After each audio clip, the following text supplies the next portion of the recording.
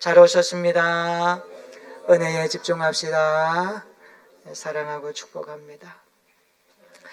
사도 바울 이후로 가장 영향력 있는 설교자가 누굴까?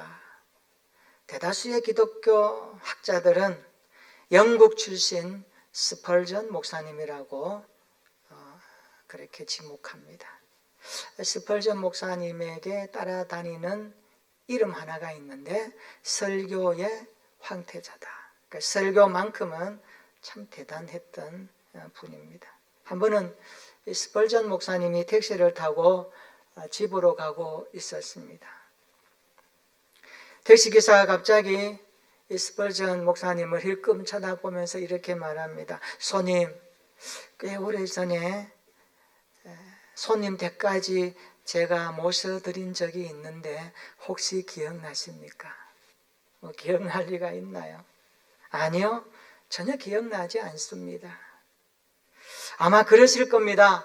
벌써 그날이 14년 전의 일이니까요. 그러면서 이 택시기사가 주머니에서 작은 책 하나를 꺼내 들고 말합니다. 선생님, 이 책은 14년 전에 선생님이 저의 승객으로 타면서 저에게 주었던 작은 성경책입니다. 그날 선생님은 저에게 이렇게 말씀하셨죠. 기사님, 꼭 집에 가셔서 이 책을 읽어보세요. 인생이 달라질 겁니다. 저는 그 말이 좀 궁금하기도 하고 한번 읽어보았습니다. 그런데 저는 성경을 읽다가 예수 그리스도를 만났습니다. 지금은 하나님의 자녀가 되었고 참 멋있게 감사하게 오늘까지 살고 있습니다. 오늘 선생님을 만나니 참으로 너무 반갑고 놀랍습니다. 이런 이야기를 막 하는 거예요. 스펄전 목사님이 깜짝 놀랐습니다. 이야, 이런 일도 다 있구나. 14년 전에 내가 성경책 한 권으로 누군가에게 권면했을 뿐인데 하나님은 그 인생을 이렇게 바꾸어 놓았구나. 사랑하는 성도 여러분, 하나님은 우리 인생에 행하시는 일이 놀랍습니다. 오늘 그 놀라우신 하나님을 마음껏 기대했으면 좋겠습니다. 우리의 예배 가운데 찾아오셔서 우리 인생의 모든 것들을 아시는 그 주님을 예배로 인격적으로 만났으면 좋겠습니다. 보통 사람들은 요한계시록 성경책을 좀 무서운 책이다, 어려운 책이다 이렇게 이야기합니다. 왜냐하면 세상을 향해 쏟아지는 하나님의 심판의 말씀이 가득가득 들어있기 때문에 그렇습니다. 재앙이 많고요, 정말 무섭게 표현하는 내용들이 요한계시록에는 굉장히 많이 언급되어 있습니다. 그러나 하나님께서는 재앙과 심판 가운데서도 교회와 성도들을 붙들고 가신다는 것을 우리는 잊어버리면 안 됩니다. 주님은 교회와 성도들을 고난과 환난 가운데서도 끝까지 붙들고 계신다라는 것을 요한계시록에서는 언급하고 있습니다. 그래서 이 땅의 교회와 성도들은 환난 가운데서도 반드시 승리할 것입니다. 이것을 바라보는 것이 중요합니다. 여러분, 이것을 소망으로 보여주는 책이 요한계시록이라는 책입니다.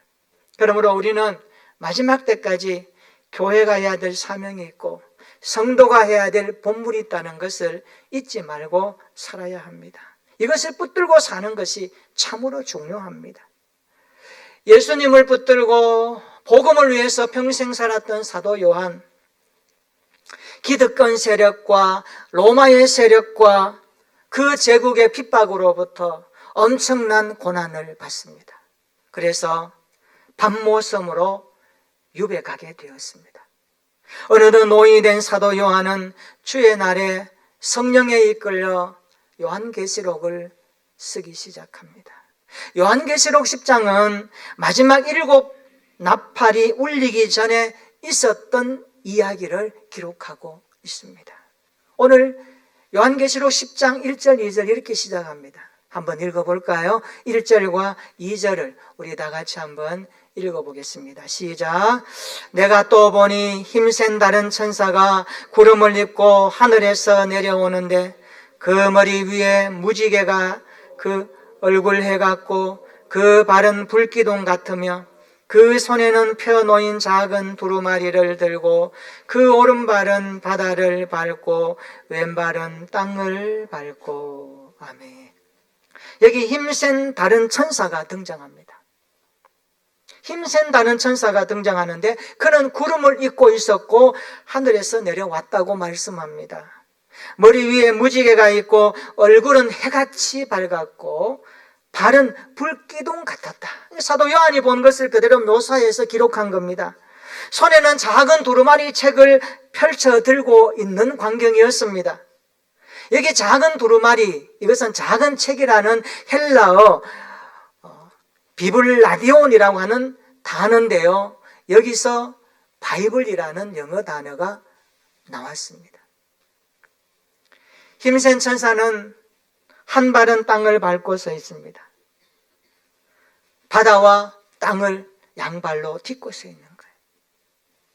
자, 하늘에서 내려온 영광스러운 힘센 천사를 보면서 그 손에 책을 들고 있는 모습을 보면서 우리에게 말씀을 가지고 오신 예수 그리스도를 우리는 연상케 합니다. 사도 요한은 천사의 모습으로 나타나신 예수 그리스도를 본 것입니다. 그분은 무지개 언약과 해 같은 영광과 불기둥 같은 심판의 권세를 가지신 주님이십니다. 그리고 세상에 말씀을 가지고 오셔서 다스린다는 것을 언급하고 있는 내용입니다. 3절 한번 보세요. 일곱 우레가 소리를 내어 말하지요. 일곱 우레는 완전하신 하나님의 말씀이 권능으로 선포된다는 뜻을 함축합니다. 이것은 인간이 결코 낼 수 없는 소리입니다. 하늘의 소리입니다. 주님은 하나님의 엄청난 위엄으로 온 세상을 향하여 말씀하고 계시는 분이십니다.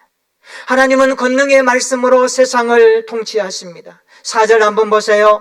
요한에게 일곱 우리의 비밀을 기록하지 말라고 명령하십니다. 요한이 기록하려고 하니까 기록하지 말라는 거예요. 왜냐하면 하나님은 계시록을 통해 자신의 계획을 많이 알려주십니다. 그러나 우리에게 필요하지 않는 것은 숨겨놓으십니다. 하나님의 계시와 말씀이 전부 모든 사람들에게 전해지는 것은 아니라는 겁니다. 바울도 하늘의 큰 신비의 광경을 보았지만 사람들에게 감추었습니다. 신명기 19장 29절에 보면 이런 말씀이 있습니다. 감추어진 일은 우리 하나님 여호와께 속하였거니와 나타난 일은 영원히 우리와 우리 자손에게 속하였나니 이는 우리에게 이 율법의 모든 말씀을 행하게 하려 함이라 말씀합니다. 이미 우리에게 보이신 것만으로 우리는 충분히 하나님을 믿을 수 있다는 말씀입니다. 그러므로 하나님이 감추신 것을 어떤 호기심을 가지고 억지로 알려고 할 필요는 없습니다. 왜냐하면 우리에게 보여주신 말씀을 한 걸음 한 걸음 따라가는 것이 더 중요하기 때문에 그렇습니다. 여러분, 우리 인생이 아무리 어렵고 캄캄해 보여도 큰 권능과 권세로 우리 인생을 다스리시는 하나님이 계심을 믿으시기를 축원합니다. 오늘 보여주신 말씀을 통하여 우리가 그 말씀을 하나하나 따라가는 순종의 삶이 있기를 주님의 이름으로 축복합니다. 오늘 주님은 복음으로 세상을 다스리고 계십니다. 복음이신 예수 그리스도를 따라가는 신앙생활이 되었으면 좋겠습니다. 어릴 때 많이 불렀던 찬양이 생각납니다. 복음을 심었습니다 라는 찬양입니다. 복음을 심었습니다. 복음이 싹이 났네요. 복음이 자라납니다. 30배 맺었습니다. 같이 불러볼까요? 복음을 심었습니다. 복음이 싹이 났네요. 복음이 자랐습니다. 60배 맺었습니다. 아마 이 노래를 부르는 분들은 어린 시절의 영적인 추억이 가슴에 아직도 고스란히 남아있는 분일 것입니다. 단순하지만 복음이 얼마나 중요한 것인지를 말씀하고 있습니다. 오늘 복음에 담긴 메시지가 무엇인지를 한번 살펴보려고 합니다. 여러분, 복음에 담겨있는 메시지가 무엇일까요? 오늘 첫째로 복음은 인간의 회개를 촉구합니다. 복음은 회개를 촉구한다는 말씀입니다. 우리 5절 6절 한번 읽어볼까요? 다 같이 5절 6절입니다. 시작. 내가 본 바 바다와 땅을 밟고 서 있는 천사가 하늘을 향하여 오른손을 들고 세세토록 살아계신 이 곧 하늘과 그 가운데에 있는 물건이며 땅과 그 가운데에 있는 물건이며 바다와 그 가운데에 있는 물건을 창조하신 이를 가리켜 맹세하여 이르되 지체하지 아니하리니. 아멘. 바다와 땅을 밟고 선 힘센 천사는 하늘을 향하여 두 손을 들고 만물을 창조하신 하나님을 가리켜 맹세합니다. 내가 지체하지 아니하리라. 지체하지 아니하리니, 이 말이 뭡니까? 더는 지체하지 않겠다. 원어적으로 보면 시간이 더 없으리라, 이런 뜻입니다. 이제 앞으로 회개할 시간이 얼마 남지 않았다라는 아주 다급함을 우리에게 가르쳐주는 말씀입니다. 이제 회개의 시간이 끝날 때가 왔다는 말씀입니다. 그러니 시간이 있을 때 돌아오라는 말씀입니다. 하나님께서는 지금까지 사람들이 죄에서 돌아설 수 있도록 수많은 기회를 주시며 기다려 주셨습니다. 구약의 선지자들을 통하여, 왕들을 통하여, 사건들을 통하여, 성경을 통하여, 오늘 교회를 통하여 하나님이 말씀하시는 메시지를 담아 많은 사람들이 돌아오도록 기다렸었는데 오늘 본문에 보니까 이제 더 이상 지체하지 아니하리라. 내가 기다림의 시간은 끝이 다가온다. 그러니 어떻게 말합니까? 너희가 복음을 들을 때에 빨리 회개하라. 이것을 우리에게 말씀하고 있습니다. 여러분, 이제는 지체하지 않겠다고 하시는 하나님의 말씀 앞에서 무엇을 느낍니까? 하나님은 세상이 이토록 악해지고 다가올 심판을 경고하시며 악인들이 회개하도록 기다리고 계셨는데 그 기다림의 시간이 무작정 있는 것은 아닙니다. 하나님의 시간이 다 된 겁니다. 회개는 그래서 마음을 바꾸는 겁니다. 회개는 인간의 고집을 꺾고 하나님께로 돌아오는 것입니다. 복음을 듣고 본인의 생각과 고집을 꺾고 돌아와야 합니다. 이 땅의 모든 불신자들이 본인의 생각과 고집을 꺾고 주께 돌아오기를 우리 모두 기도했으면 좋겠습니다. 지체하지 아니하시면서 회개하실 때까지 기다리시는 주님의 마음을 품고 기도하는 우리의 신앙생활 되었으면 좋겠습니다. 찬송가 523장 1절 가사를 보면 우리에게 회개를 촉구하는 노래 가사로 기록되어 있습니다. 이때라 이때라 주의 긍휼 받을 때가 이때라 지금 주께 나와 겸손하게 아뢰라 구원함을 얻으리 얻으리. 이때라 이때라 주의 긍휼 받을 때가 이때라 지금 주께 나와 겸손하게 아뢰라 구원함을 얻으리 얻으리. 우리가 찬송을 부르며 그 순간으로 끝나지 말고 이 찬송가의 메시지가 우리 입술과 삶을 통하여 흘러가는 영적 힘이 있었으면 참 좋겠습니다. 복음은 회개를 촉구합니다. 아직도 돌아오지 않는 자들 향해서 기다리시는 하나님은 이제 지체하지 아니하시리라. 이 말씀 앞에 오늘 우리가 다시 한번 믿음의 마음을 되새기고 돌아와야 될 시간에 아직까지 돌아오지 않는 많은 영혼들을 생각하는 귀한 시간이 되었으면 좋겠습니다. 복음에 담긴 메시지는 두 번째로 남김없이 완성한다는 사실입니다. 복음은 남김없이 완성하는 것입니다. 창세기가 시작의 책이라면 요한계시록은 성취의 책입니다. 요한계시록에는 하나님의 구원 계획이 마침내 완성되고 하나님의 거룩하신 이름이 모든 창조물 앞에서 영광을 받으십니다. 7절 한번 읽어볼까요? 그것을 우리에게 말씀하고 있습니다. 다 같이 7절 읽어봅니다. 시작. 일곱째 천사가 소리내는 날 그의 나팔을 불려고 할 때에 하나님이 그의 종 선지자들에게 전하신 복음과 같이 하나님의 그 비밀이 이루어지리라 하더라. 아멘. 하나님의 비밀이 복음과 같이 이루어지리라 말씀합니다. 여기에 나오는 하나님의 그 비밀은 뭘 말할까요? 하나님의 구원 계획을 말합니다. 하나님의 구원 계획이 복음과 함께 마침내 완성될 것을 우리에게 말씀하고 있습니다. 하나님은 세상을 심판하시고 인류를 구원하시기 위해 창세전부터 감추어졌던 그 복음의 비밀이, 구원의 계획이 이제 완성될 것을 요한을 통하여서 말씀해주고 있는 것입니다. 그렇습니다. 모든 구원 계획의 기초는 복음입니다. 복음은 모든 구원의 계획과 내용을 함축하고 있습니다. 그래서 성경은 복음의 책입니다.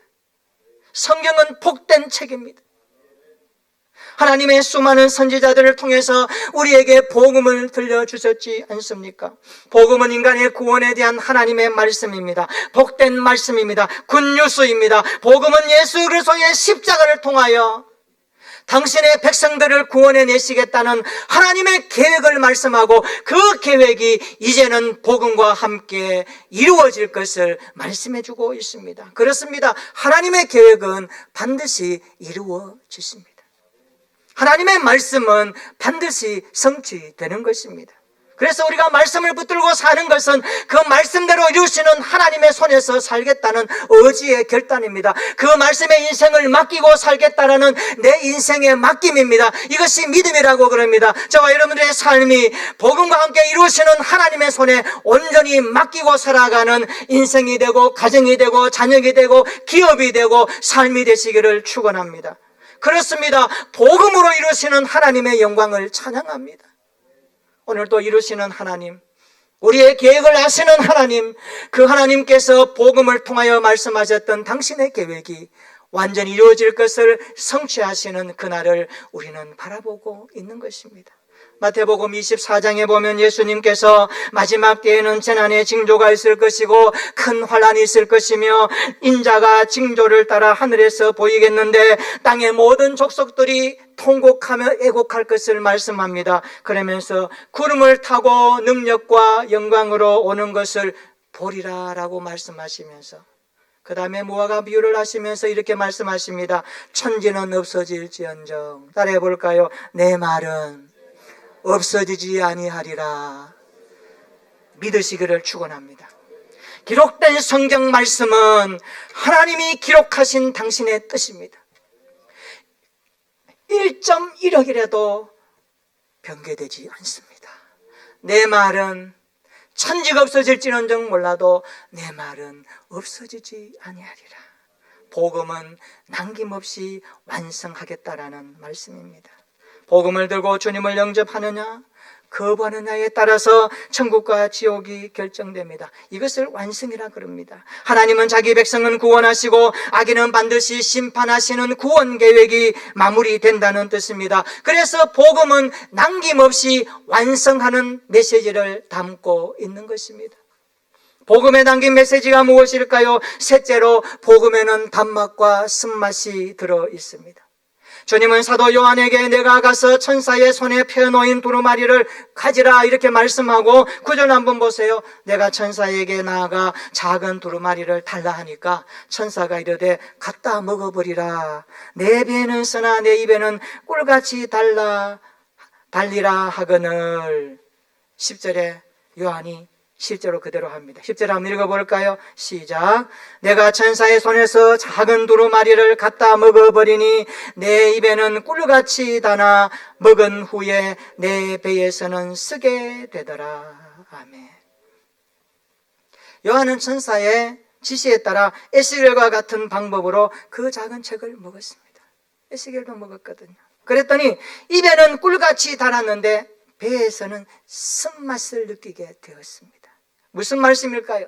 하나님의 말씀을 듣고 깨달을 때는 기쁨과 감사, 즐거움이 있지만 그 깨달은 말씀을 삶으로 적용하여 소화시키려고 할 때는 고통스럽다는 말입니다. 여러분, 우리가 말씀대로 살려고 하면 왜 그렇게 걸리는 것이 많고 불편한 것이 많은지 모릅니다. 익숙한 것을 바꿔야 되고 내 생각을 내려놓아야 되니까 말씀을 듣고 깨닫고 살아야지라고 마음에 결심할 때는 참 행복해요. 은혜 받았다고 말해요. 그러나 그 말씀을 가지고 살아낼 때, 소화시키고 우리의 삶에 적용할 때는 얼마나 거치는 것이 많은지 모릅니다. 믿음의 말씀을 깨달을 때는 달콤하지만 그 말씀을 세상에 증거하며 사람들에게 배척을 받을 때는 얼마나 아픔이 있는지 모른다는 뜻입니다. 오늘 믿음의 증인들은 이 말씀을 단맛도 보았고 쓴맛도 보았습니다. 달게 먹고 쓰게 고하는 것이 말씀 사역자의 특징이었습니다. 세상의 쓴맛을 능가하는 은혜의 단맛이 우리에게 그래서 필요한 것입니다. 여러분, 복음을 듣고 한 영혼이 예수께 돌아와 인생의 기쁨과 감사로 사는 것을 보는 것만큼 기쁨이 또한 얼마나 크겠습니까? 그러나 때로는 복음을 듣고 거부하고 악하게 사는 사람들을 볼 때마다 가슴이 아프고 고통이 밀려오지 않습니까? 오늘 복음은 단맛과 쓴맛을 품고 있다는 말씀입니다. 그렇습니다. 복음에는 단맛과 쓴맛이 있습니다. 하나님의 비밀은 복음의 단맛에 우리 모두 흠뻑 젖어가는 은혜의 날들이 지속되었으면 좋겠습니다. 그리하여 사명의 쓴맛도 잘 감당할 수 있는 하나님의 사람들이 되시기를 예수님의 이름으로 축원합니다. 3월부터 매주 목요일 오후 2시부터 3시까지 1시간입니다. 목요 전도하는 날입니다. 가급적이면 많이 나오셔서 함께 전도지를 들고 이 지역을 누비며 전도하는 사람들이 많았으면 좋겠습니다. 이번 주부터 많이 나오시기를 바랍니다. 전도가 뭘까요? 복음을 전하는 것입니다. 복음을 말해주는 것이 전도입니다. 전도는 복음을 들고 하나님의 나라로 진입하는 출입문과 같습니다. 철학자 루소가 예수 믿는 사람들을 비아냥거리며 이런 말을 했다고 합니다. 그 옆에는 또 다른 기독교 번진가 C.S. 루이스도 있었다고 합니다. 도대체 교회라는 곳은 이상하다. 모두가 해결이 불가능해 보이는 충성 딜레마에 빠져 있는 것 같다. 저들이 교회 다니면서 하나님의 나라에만 충성한다면 세상 나라의 훌륭한 시민은 언제 될 것인가? 이렇게 비아냥거리면서 철학자 루소가 말하니까 이 질문에 20세기 최고의 문학가 기독교 변증가인 영국 캠브리지 대학교의 C.S. 루이스 교수가 이렇게 반박을 했습니다. 여러분의 인생이 하나님의 나라를 향하여서 겨냥하십시오. 그러면 땅은 덤으로 얻게 될 것입니다. 만약에 땅을 겨냥하여 산다면 여러분은 어느 것도 얻지 못할 것입니다. 이렇게 정확하게 진단을 했습니다. 그렇습니다. 이것은 진리입니다. 하나님의 나라를 얻는 사람은 세상도 얻을 것입니다. 그러나 하나님의 나라를 잃은 사람은 세상도 잃게 될 것입니다. 아직도 이 땅에는 하나님의 나라를 잃어버리고 사는 사람들이 얼마나 많습니까? 이 지구촌에는요 1만 7천 개의 종족들이 살고 있다고 합니다. 1만 7천 종족. 그런데 그 중에 아직까지도 미전도 종족이 3, 4천 종족이나 된다고 합니다. 이들은 한 번도 복음이 무엇인지 예수가 누구신지 전에 들은 바 없는 사람들입니다. 이들에게 복음이 필요하지 않습니까? 이들에게 들려줘야 할 것은 예수 그리스도가 복음이라고 말해줘야 되지 않겠습니까? 여러분의 가정은 어떻습니까? 하나님의 나라를 소유하고 사십니까? 아니면 아직도 예수님과 무관한 삶을 살고 있지는 않습니까? 그분들에게 여러분이 해야 될 내용은 복음을 말해주는 것입니다. 하나님은 당신을 사랑하십니다. 하나님은 당신을 위해 예수님을 보내주셨습니다. 그 예수 그리스도가 십자가에서 당신의 죄값을 지불하셨고 십자가 피 흘려 죽으시고 3일 만에 부활하셨습니다. 성경은 말합니다. 예수 그리스도를 마음으로 믿고 입으로 시인하면 구원을 받는다라고 말씀하셨습니다. 그 예수 그리스도를 믿으면 하나님의 자녀가 되는 권세를 주십니다. 하나님의 자녀는 하나님의 나라를 천국으로 기업으로 받습니다. 이 하나님의 자녀가 되는 것이 나의 꿈이요 소망입니다. 말해주는 것이 복음입니다. 사랑하는 성도 여러분, 우리 모두에게 이런 복음의 메시지를 갖고 살아가는 성도가 되시기를 축원합니다. 예수님이 복음입니다. 복음은 회개를 촉구합니다.